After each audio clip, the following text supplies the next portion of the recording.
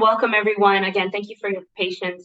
Welcome to the IES Abroad Trendsetters and Trailblazers Exploring Native American Heritage panel. My name is Noelle Baldwin, currently serving as Director of Diversity Relations and Advising here at IES. As we get started, we just want to thank our phenomenal advancement team for planning today's panel to speak with our phenomenal alum. As we centered the identities of our Native American alumni community, we remember and we want to underscore the fact that we have these conversations 365 days a year, but we understand that it's really important to center and amplify our student voices so our alum and current students can see themselves represented on programming and help empower the next generation to study abroad. So we want to thank you, thanks to the advancement team for planning today's session. Also, most importantly, I really want to underscore and acknowledge the fact that IES Abroad is based in Chicago, Illinois, and is the traditional unceded homelands of the Council of Three Fires, the Ojibwe, the Ottawa, and the Potawatomi nations. Over the past year, IES Abroad has donated to the American Indian Center of Chicago from various departments and in various iterations to not only acknowledge the land of the Native American community in Chicago, but also to continue to support organizations that are lifting up and amplifying communities across the United States, and specifically Native American communities in Chicago. So we wanted to acknowledge that. If you are interested in donating or supporting the AIC in Chicago, we'll drop a link in the chat so you can do so, and also share additional resources for how you can amplify Native American and Indigenous voices in your own community. So with that, I will introduce our amazing moderator for today's panel, Ashley Simmons. If you'd indulge me, I'm going to read her bio so we can all get to know this amazing alumna who will be leading our panel today. Ashley Simmons is the brand coordinator on the global marketing team with IES Abroad.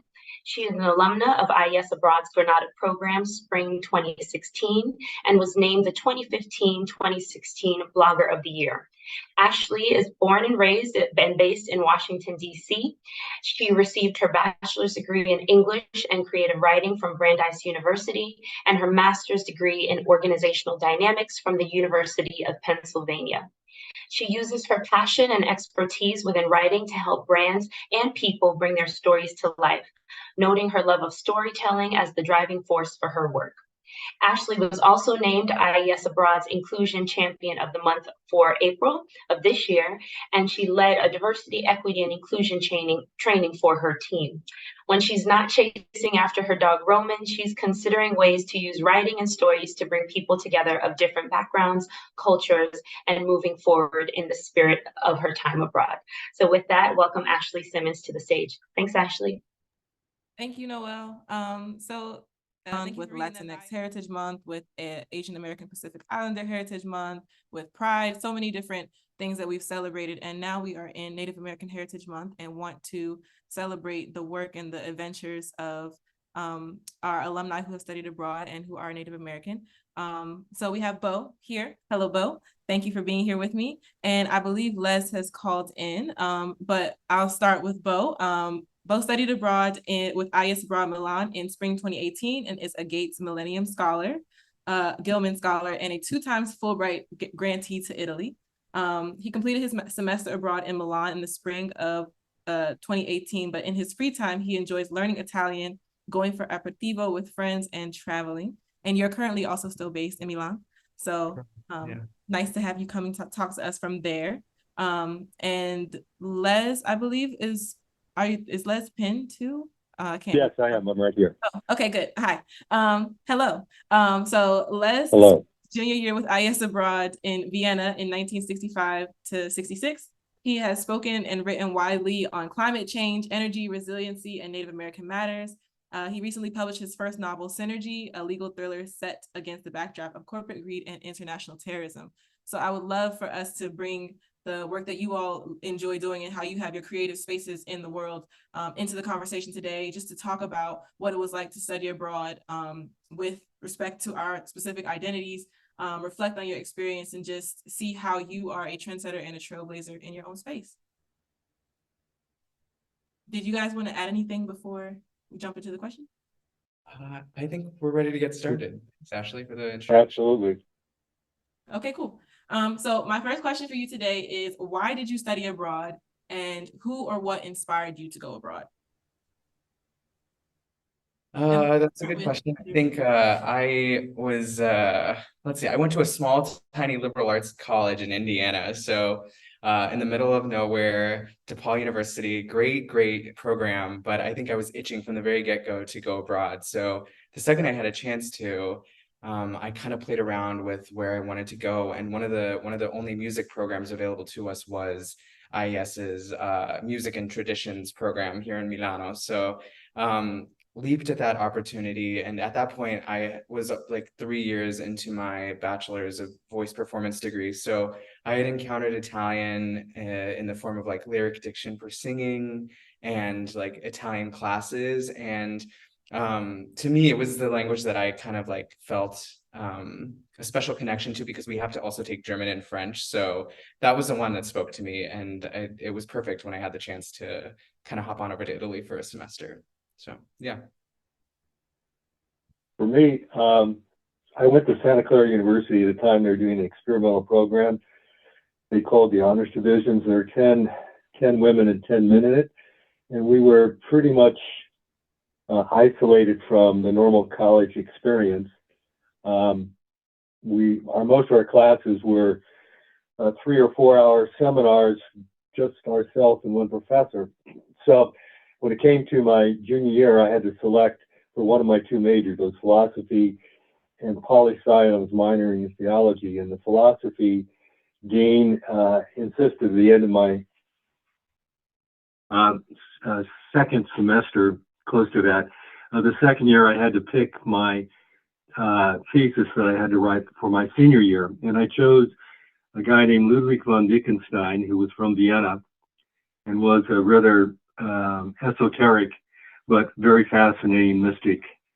And so I went and said I wanted to do that, and the professor said, well, that's great, you must take 8 units in Wittgenstein. And I said, well, I've been looking around, I can't find any in the colleges around here. And he said, well, that means you're going to have to go to Vienna, where Professor Mowat is teaching Wittgenstein. He'd been in London, I think it was, and then moved to the IES in Vienna. And so I thought that was a great idea. So that's why I went. I went there to be able to complete that, but also to kind of be liberated from the confinement of the schooling that I had at Santa Clara, and get more involved with a more natural setting. I had been raised in an environment where I traveled all around the world with my father. Every 5 to 6 months, he moved to a different government designated place. And so being out of the country was very comfortable to me and very attractive at that point.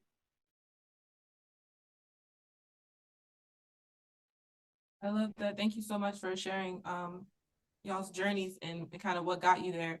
My next question is, reflecting on your study abroad experience, what was the most impactful? Les, you want to go first this time? Yeah, I think it was meeting different students from different cultures and being able to travel around very freely and experience different things. And it was different for me when I was traveling with my father. We were often in locations where I was pretty much sometimes confined to a protected house, basically, when we were in Africa or the Middle East or whatever. And so for me, it was really a liberation to meet different things, to see different things, to meet different people, and to interact in a broader sense with the world. And I just really enjoyed that tremendously. I totally agree with Les. I think his use of the word liberation is so true. I think when I moved to Milan, I had some abroad experience, but this was the first time where I felt like I truly was on my own for everything. And IES, I think one of the lasting impressions that IES has on me is the fact that I still stayed in touch with these people after I left. So it wasn't just 3 months here and it's done, we'll never see these people again. I think the takeaway from the semester abroad is that, you know, if I ever ended up coming back, these people would be here for me. And it's really nice, I think, to feel like there's, that you've created some sort of family out of these people that only get to know you for 3 months at first. And yeah, now that I'm back, it feels really cool to be sort of like welcomed and invited back into this family. So I think like study abroad does give us such unique opportunities to explore what freedom means to us individually, especially as we're coming from different backgrounds, going to place ourselves in the story of other people's backgrounds. And how do we fit into this story? What doesn't fit? What stands out like drastically? And then how do we kind of make room for people who want to come join us? So that leads me into the next question, but also just in reflecting on that previous question, I'm wondering, what does liberation look like, or what does it mean to you all, if anything, specific to your identity, specific to being of Native American heritage? How does that kind of have a role? that's like the magic question. I think it's such a heavy thing to carry. I feel like my identity is so centered around this idea that like I carry this part and I carry the other part. I'm half white and half Native American. So my whole life is sort of in this amalgamation of like how do these two identities sort of interact? And in the abroad context, I feel like I could fully open up and sort of like overcome these boundaries that maybe I had in the States, where people were always asking like, what are you? Why, like, you're not white, you're not fully Native American. I think this was one of the first times in Italy in particular that I felt that I could just walk outside and people thought I was Italian. Fine, great, wonderful. But when the conversation did come up, it was an opportunity for me to sort of, I guess, educate and help teach people about what my communities actually were and what my identity was, as opposed to, walking into these conversations where all they know about Native communities are what they've seen in the movies from like the 1930s, the spaghetti westerns or the classic westerns. And it felt really freeing to sort of, I guess, open up this conversation and this dialogue with people that maybe are interested in the culture but have like very little interaction with it, almost none in most cases. So I think that's in my mind what liberation was in like the abroad context. Yeah, I agree with what Bo said. In my family, as a young kid, I was instructed to not discuss my Native American family background. My mother was Navajo and European. My father was Apache and Osage and European, and they thought it would be bad for his particular career. So it was an escape to be able to go to Vienna and to basically not feel the same restrictions that I had imposed at home. I had a dream one time on this particular issue, and in the dream, I saw myself dying and trying to decide, whether I was Native American or not Native American, how to balance those two things. And in the dream, I ended up being placed on a blanket, a buffalo blanket, up in trees after I had died, and felt very uncomfortable about that. And went to a cave, came down and went to a cave, and in the cave, I found relics from both the tribal civilizations and an iron skillet that obviously had been left by Caucasians. And for some reason, that basically made me more comfortable with understanding that I could have both of those influences and still enjoy and be free to be Native American. My father, in his career, had made it clear, and my mother to my sister and I, that they thought it was detrimental to my father's career for people to know that he was Native American, and my mother was. And so that was kind of the family secret that she described herself as Italian to get by with that. So coming to Vienna, I didn't have those kind of restrictions, and I just felt a real liberation about that. Thank you. I think I was having a conversation last week, where I mentioned that studying abroad, you have these different facets of your identity that kind of come with you. And we talk about like double consciousness with W.E.B. Du Bois, and saying double consciousness is as experiencing yourself within the Black experience, but experiencing yourself through the lens of being a Black person, but then also through the lens of the white person experiencing you. And then you add triple consciousness if you look at gender, and then as a woman, I'm experiencing myself through the lens of the male gaze, and then also myself as a woman. And then we go abroad and we study into the world, and we're like experiencing ourselves as American. But then what does it mean to be American in a different country? Or how do you even like own up to that? Like, how do I own myself as like, oh, I'm a proud American, or whatever that means? And like, how do I make sense of that for myself, of this is where I come from and this is where my culture is, even if there's historical complexities to that. So we have these different lenses through which we make sense of our identity, and they overlap and intersect, and they help us own who we are, and then call ourselves by our own names.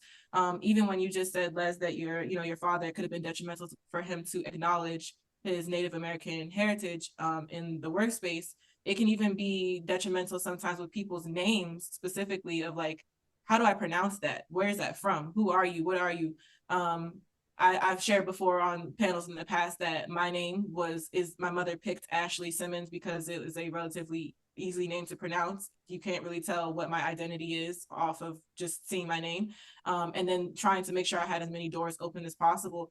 So I'm wondering what in that liberation space helped you own your names, helped you own yourselves, and how did you really feel like solid and fully claiming that? Les, Well, for me, I'm sorry, go ahead. No, you go ahead, Les. I was just say for me, it was pretty clear that my fellow students in Vienna thought it was a cool thing to have a buddy, a friend who was came from Native American roots, and it was not a negative thing. And that was, in fact, it was almost a non-issue at all. And so that was very kind of liberating for me. And I thought in retrospect that the experience was empowering in many different ways. And it helped me get a feeling that I could be comfortable with my own particular identity. And so the whole experience in Vienna was a very liberating thing for me. My father was still involved in the military at a fairly senior way. I didn't know till later he was in charge of the Polaris Poseidon missile systems. So I was constantly being observed by the U.S. government.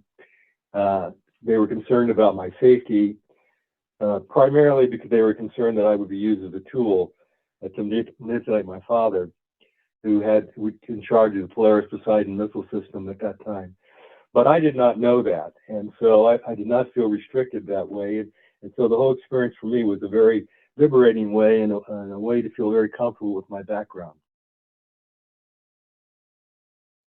I think for me, my experience growing up on the reservation in New Mexico in the Pueblo of Acoma was pretty difficult. And I think for me, it was something that I spent a lot of my like young adulthood like kind of like denying and sort of throwing on the back burner, because I didn't grow up with any sort of wealth. I mean, I lived with a single parent with a sister, and a lot of the stereotypes like rang true in my experience of living on the reservation. So when I was able to sort of get abroad, and I feel like sort of maybe start incorporating myself and trying to explain the real truths, I guess, of my experience, there was no pressure, I guess, to really lie about anything or kind of deny anything. It was just kind of like easier to put out on the table. So for me, in my experience, I think getting to talk to people about my past and my childhood growing up that maybe wasn't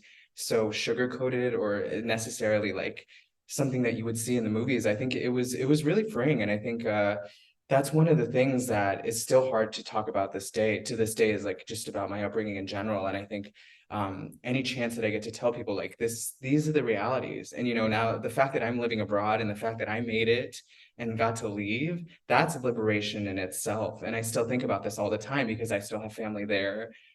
You know, my mother was basically connected to this community her entire life and hardly left it. So it's, you know, I think it's a story of like triumph. It's a story again of liberation, being able to leave and like sort of create this new life out of something that was very, very bare bones. Yeah, let me comment on that. I had the same kind of experience, but when I left the East Coast and was in the Army and came back to practice law in California.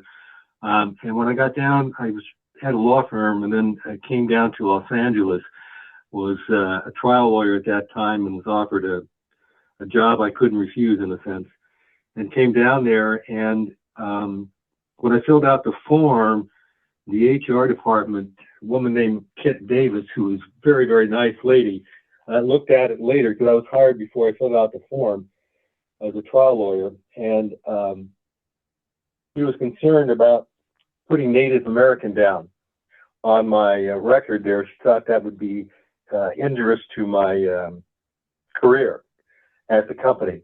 And so I found out later she actually put a whiteout and stripped over that so it was left blank. And that was kind of a shock to me because I had not anticipated that there would be that kind of problem. And I did not really see it occur in my career until many, many years later when I went to New York as general counsel for a company to turn it around, save it from bankruptcy, and then to sell it. And when I happened to talk about that to somebody in an officer meeting, the head of HR stood up and said, "I never would have hired you. We never would have hired you if we knew you were a quote Indian." And that was, you were talking about 1999. So that was very shocking to me on the East Coast that that would be there. So the experience to me was eye-opening because I did not realize that kind of bias was still present in the country at that time.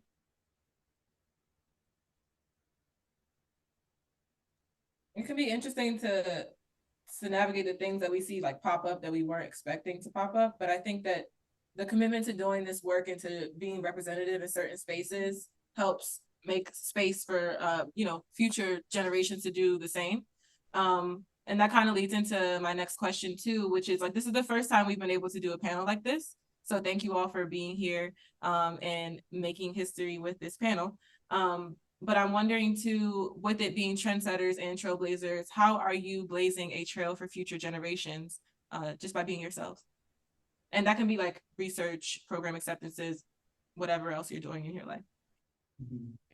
I still feel like a baby, so taking on this sort of, you know, title or this name is very heavy, but it's also something very special. I think from the second that I started and that I left for my semester abroad, I got to be an idea correspondent with IES, and I felt like that was so much fun to just sort of like, from my own perspective, write and keep track of my semester abroad, and I guess share it with people at home. You know, that was one of the primary ways of communicating with my mother.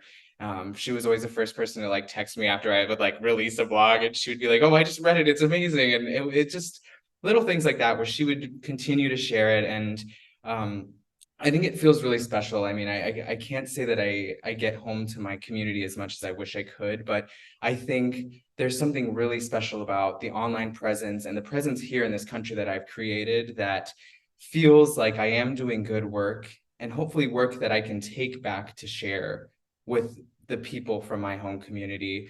And I mean, again, I think we live in such a digital world. It's so much easier to sort of connect with our own. And a couple of years ago, I was able to give, during the pandemic, I was able to offer voice lessons via Zoom to, you know, my home community, which was really wonderful. It was like one of the first chances I've had since I moved away to sort of reconnect. And you know, none of this would be possible without all of these little steps that have led up to this point. So, I mean, it just feels really nice knowing that people take my words and are able to, you know, to take something from out of what I'm saying at any given moment. And as a singer, I feel like I try to use my, you know, my music to say what I really want. And that's becoming more a part of, I think, my identity now. Is now that I'm a freelance musician and I'm out of school, I'm really trying to focus on, like,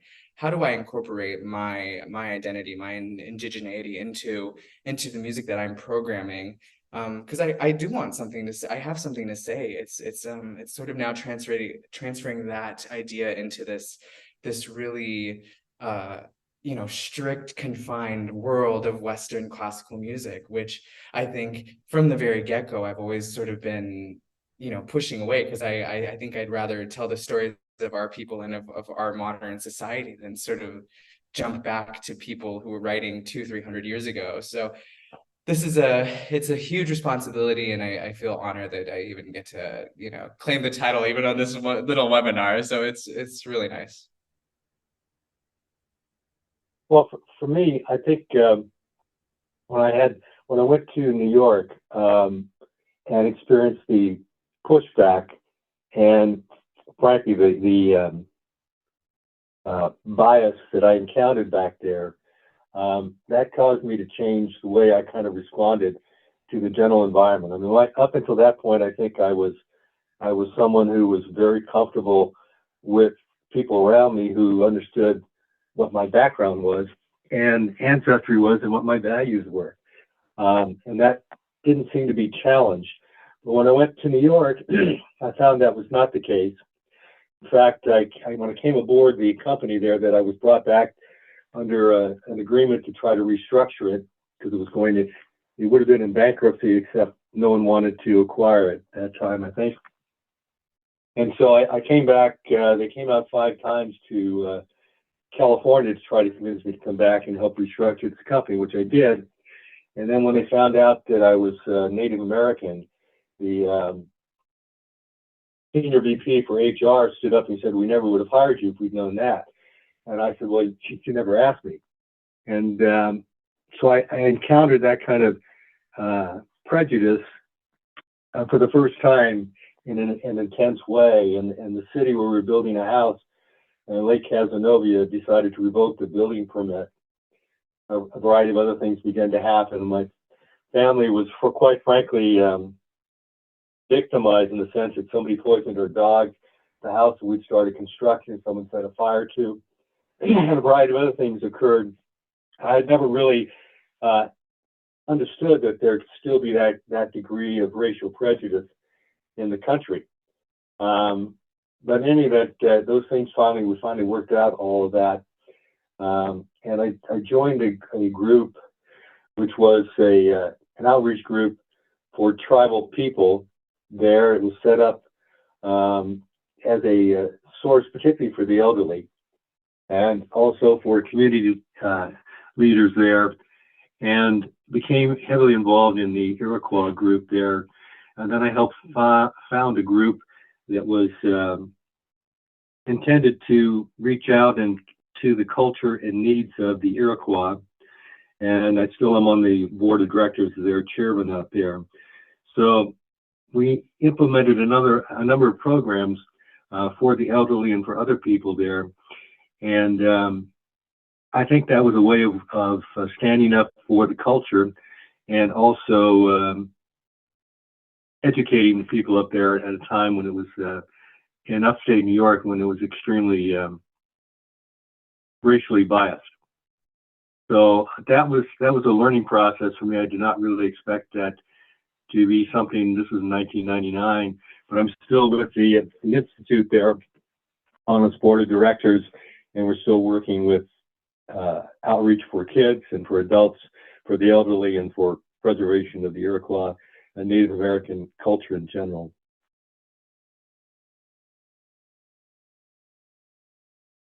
I'm glad that you're both still persisting in this work, and like Beau, you're figuring out ways to make the music make sense and kind of how does it have the sound that owns up to the responsibility that you have too. And I'm corny, so I'm like, with great power comes great responsibility kind of thing. And like, how does that power influence other generations? And then Les, you're still continuing to influence other generations and a dedication to this work even from the 90s, which is amazing and commendable in so many different ways. I do have one last question, but I did want to kind of shift us to, with the interest of time, to our Q&A section, kind of make sure that we can engage the audience a little bit, and see if there's any questions from the audience. And if not, then I will dive into my last question. So Q&A from the audience.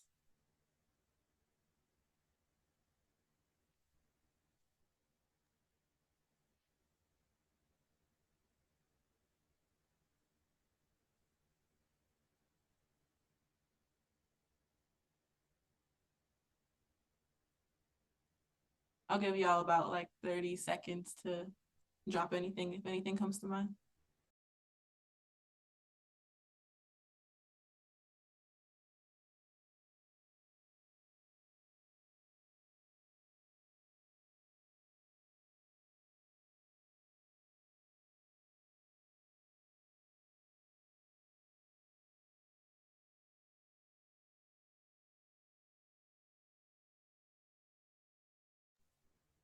Well, if anything pops up as we are in our last question, then feel free to let us know and just drop it in the chat. Will this recording be shared with us?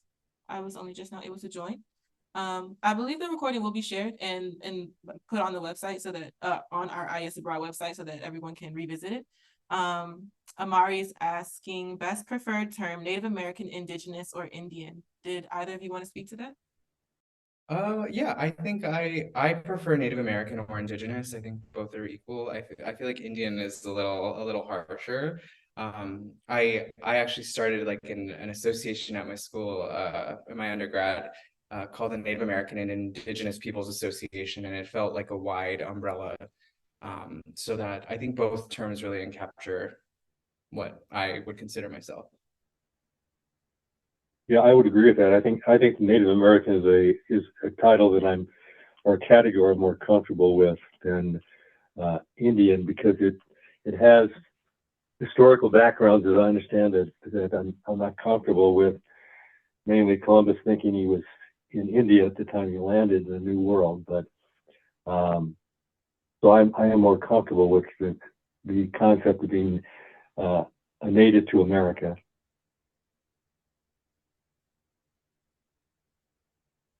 Thank you. I see another two questions too. One from Neil McKinney. It says, hi, Bo. It's Neil McKinney from DePaul. I just want to say I'm so proud of you. And then another question is, have you ever been back to Vienna? So that's for you, Les. Yes, I have. I have been back a couple of times to Vienna. Beautiful city. I really enjoyed it there. It had a lot of culture that was something I had never experienced before. It's music, and you know, it was hard. I came back at a time when I left Vienna and had to stand in line to try to get opera seats and music seats if you wanted a really good day for the weekend. I'd stand in line out overnight in front of the Opera House, and I came back to the United States at a time when Jefferson Airplane and John S. Chaplin were starting their career, and it was like I came to a different culture, a different country. Yeah, and so I think I was probably considered the nerd in the cultural environment of the college to which I'd returned, which was very foreign to me, actually. But I really treasured my experience in Vienna. Hi Neil. I saw your name in the list earlier, and I was gonna say something earlier, but I was like, well, this is gonna be really embarrassing if it's not the same Neil. I distinctly remember how helpful and wonderful you were during my study abroad period at DePaul, and your experience in Spain, and you know, all of your insights were really special to me. So thank you. I also got a question from Noelle. If someone could have told you one thing before you went abroad to help you, what would it have been? I think Oh man, that's really hard, but I think just keep in touch with your people. I think it's so much easier, but it's hard being abroad, and it's still hard to this day, but I think the one constant that always gets me through is like a quick phone call home, or a quick a quick get together with friends. I think don't the worst thing you can do while you're abroad is to be alone, and take your time if you ever need it. But I feel I was so lucky to find a really good friend group, and I had a really strong support group at home. So that's what I would tell anyone that was going abroad. I was, because I had such a restricted environment growing up with the job my father had for the U.S. government, that I felt extremely liberated being abroad, and found it that I was willing to take risks, travel-wise and otherwise, that I never would have conceived of. And I thought that was, particularly for me, it was a very liberating, and Vienna was a very enriching experience. When I was a kid, with my dad's responsibilities, we frequently lived in areas that were more like compounds than houses. And so it was, for me, it was a very liberating and enriching experience to be able to actually spend time exploring the cultures, the people, the food, and the art. It was really extraordinary for me. Thank you. I think I do have space for my last question too, which is just, what do you all see for the future of study abroad? Opportunities or challenges or whatever else? I think I urge everyone to do it. I know it's such a hard thing to really pick up your life and leave your little campus bubble for 3-4 months. And I know it's like, it feels like leaping off a bridge when you do it. But then I remember when I got home from my semester abroad, I cried for days, and all my friends were like, "It's gonna be okay." And I was like, "No, it's not. I'm not in Italy anymore." I think it's always gonna be a thing. And I think I encourage everyone, and if possible, to do it. It's so much more than just going to another country. You'll make new family, you'll learn a new language. I think it'll open your eyes to so many things that we often don't get in our own little communities at school. So one of the lovely things, now that I'm living abroad and sort of still interconnected with the conservatory system here in Italy, is that I'm getting to meet students from foreign countries that are doing their study abroad.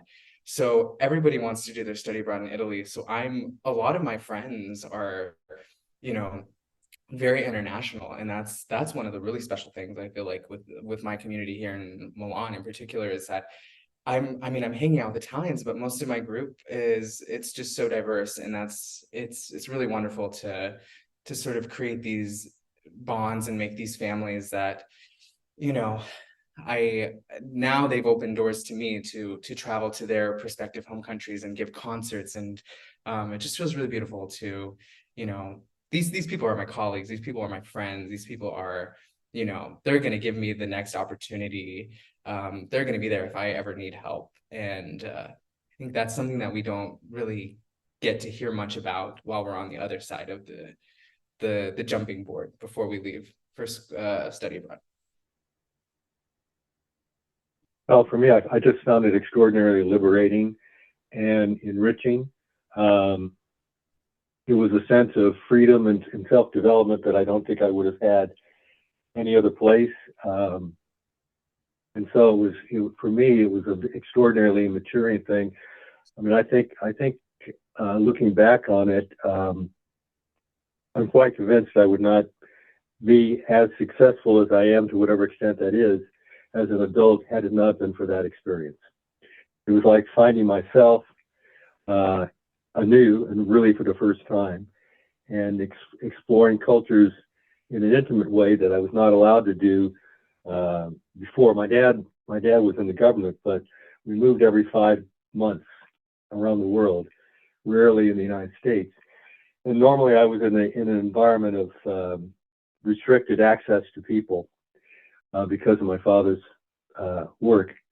But so for me, it was like a rebirth as a person, and extraordinarily valuable to me.